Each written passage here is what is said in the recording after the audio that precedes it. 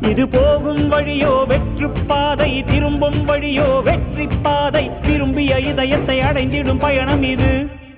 கடல் தாண்டும் பறவைக்கெல்லாம் வழியில் மரங்கள் கிடையாது. ஆனாலும் கண்டம் தாண்டும் சிறகுகள் வலிக்காது. மலையேறும் எறும்பின் கால்கள் வெயிலை மிதித்து உடையாது. மனதோடு காதல் வந்தால் மனிதா தடையேது.